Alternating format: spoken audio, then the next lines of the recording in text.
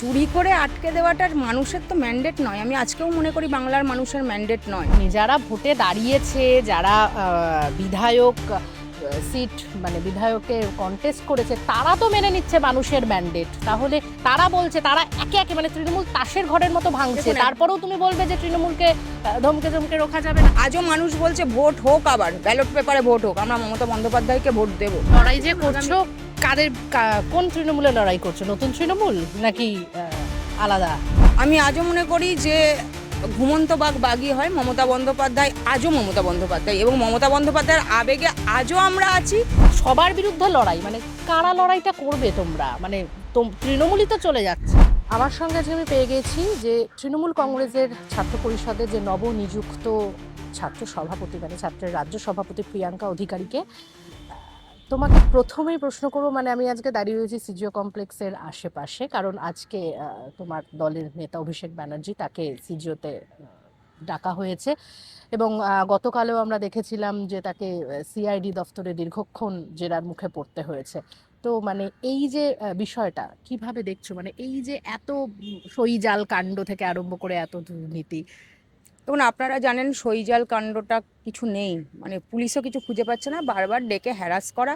এবং আপনারা দেখেছেন যে বিভিন্ন জায়গায়, যেটা আমরা এনডিএর সাথে যদি যুক্ত না হই, বিজেপির সাথে যদি যুক্ত না হই, তাহলে সেরকম নেতাকে কেজরিওয়ালকে অ্যারেস্ট করা থেকে শুরু করে যারাই বিরোধী করেছে তাদের মুখ বন্ধ করা, এই যে কণ্ঠরোধ করা, বিরোধীদের কণ্ঠরোধ করা, এই যে প্রক্রিয়া চলছে, সেটার একটা পার্ট বাংলাতে চলছে। এইভাবে তৃণমূল কংগ্রেসকে আটকানো যায়নি, এবং তৃণমূল কংগ্রেসকে যত এইভাবে আঘাত আনার চেষ্টা করবে, তত তৃণমূল কংগ্রেস আরো ঐক্যবদ্ধ এবং শক্তিশালী হবে। কিন্তু এটা তো তোমরা ভোটের আগে বলতে, এটা অভিষেক বন্দ্যোপাধ্যায়ও ভীষণভাবে বলতো যে তৃণমূল কংগ্রেসকে ধমকে চমকে আটকানো যাবে না, কিন্তু আটকে তো দিল, কার্যত আটকে দিল, দেওয়া হলো। চুরি করে আটকে দেওয়াটার মানুষের তো ম্যান্ডেট নয়। আমি আজকেও মনে করি বাংলার মানুষের ম্যান্ডেট নয়। এবং ইভিএম যেভাবে আমরা দেখেছি, আমি আমার বুথের কথা বলছি, যে যখন ইভিএম গেছে তখন 75% চার্জ, 74% চার্জ। যখন ইভিএম খোলা হয়েছে 92% চার্জ। আমি জানি না কোন টেকনোলজিতে হয়েছে, এবং এরকম নতুন নতুন টেকনোলজি বার করলে আজকে আমাদের ভারতবর্ষ অনেক দূর এগিয়ে যেত, কিন্তু ইভিএমের ক্ষেত্রে এই টেকনোলজিটা তারা পালন করেছে। এবং আমি এই যে গণতন্ত্রকে দীর্ঘদিন ধরে হত্যা করা, এইভাবে চলতে পারে না। এবং তুমি তো ভোটে দাঁড়াওনি, যারা ভোটে দাঁড়িয়েছে, যারা বিধায়ক সিট মানে বিধায়কে কন্টেস্ট করেছে, তারা তো মেনে নিচ্ছে মানুষের ম্যান্ডেট। তাহলে তারা বলছে, তারা একে একে মানে তৃণমূল তাসের ঘরের মতো ভাঙছে, তারপরেও তুমি বলবে যে তৃণমূলকে ধমকে ধমকে রোখা যাবে না? দেখুন, একটা কথা বলি, যারা ভোটে দাঁড়িয়েছেন তাদেরকে সম্মান জানিয়ে আমি একটা কথা বলছি, ভোটে যারা দাঁড়ান তাদের থেকে আজকের দিনে দাঁড়িয়েও যে কোনো দলের হোক কর্মীদের জায়গা অনেক বেশি। কারণ বুথে বুথে কর্মীরা না থাকলে যারা ভোটে দাঁড়িয়েছেন তাদের কোনো জায়গা নেই।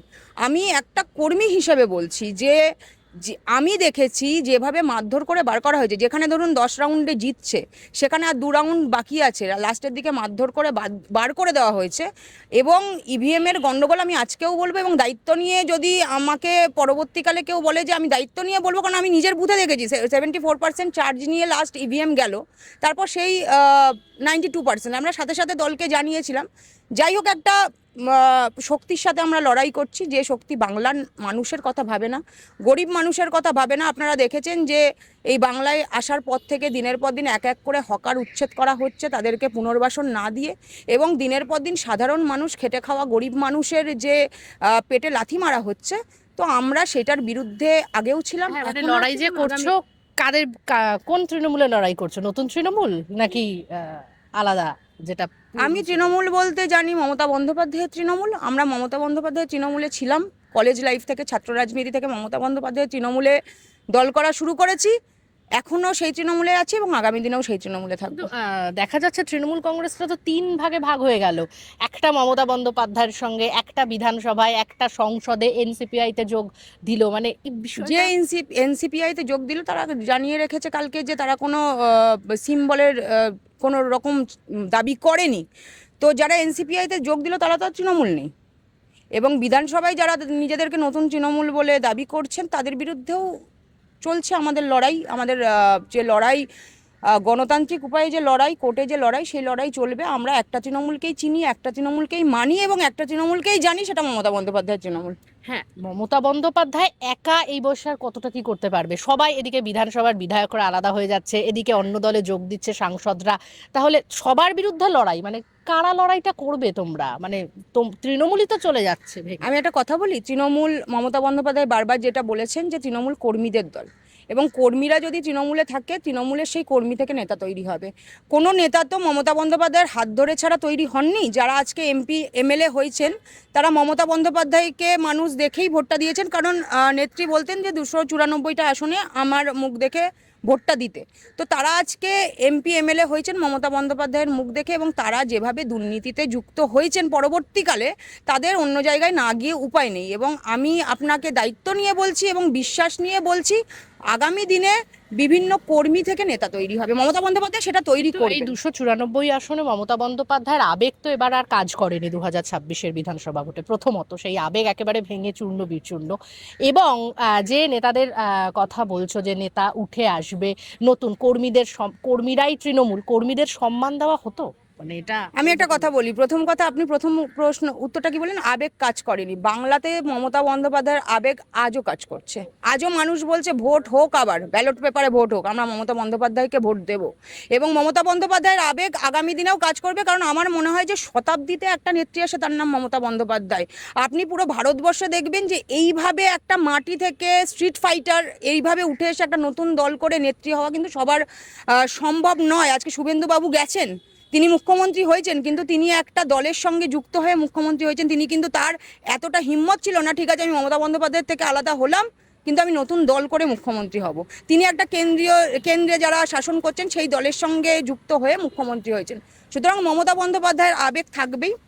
এবং আপনার যে প্রশ্নটা, যে এমপি এমএলএরা চলে গেছে, আমি তো আবার বলছি এমপি এমএলএরা চলে যাবে। কর্মীরাও কি সম্মান পেয়েছে এই দলে? দেখুন, কর্মীরা, আমি যেটা বললাম, যে এমপি এমএলএরা গেছেন তারা অবশ্যই কর্মীদের সম্মান দেন ছিলেন। অবশ্যই আমি আপনার সাথে এই জায়গাটাই একমত, যে সব জায়গায় হয়তো কর্মীরা তাদের অনুযায়ী সম্মান পায়নি, আমি আপনার সাথে একমত।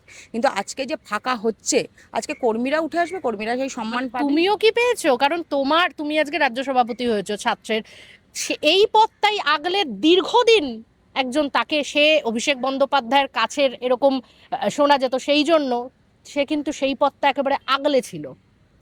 দেখুন, আমি নেত্রীর উপর ভরসা ছিল, দলের উপর ভরসা ছিল। আমি যেদিন থেকে ছাত্র রাজনীতি করেছি সেদিন থেকে হয়তো এসএফআই এর বিরুদ্ধে লড়াই করাটা কঠিন ছিল। তুমি পদটা পেলে যখন ডুবন্ত নৌকা, আর কিছু নেই। আমি আজও মনে করি যে ঘুমন্ত বাঘ বাঘই হয়। মমতা বন্দ্যোপাধ্যায় আজও মমতা বন্দ্যোপাধ্যায়, এবং মমতা বন্দ্যোপাধ্যায়ের আবেগে আজও আমরা আছি। সেই জন্য আজকে আমি মনে করি না তৃণমূল কংগ্রেস ডুবন্ত নৌকা।